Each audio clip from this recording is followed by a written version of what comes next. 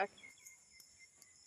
இந்த ஜூஸ் நல்லா இருக்குது, ஆனா அக்கா இல்லையே, என்ன செய்யலாம்?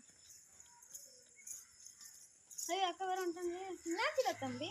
அக்கா இந்த ஜூஸ் நல்லா இருந்துச்சு குடிச்சிட்டு, ஆனா உங்ககிட்ட இல்லையே.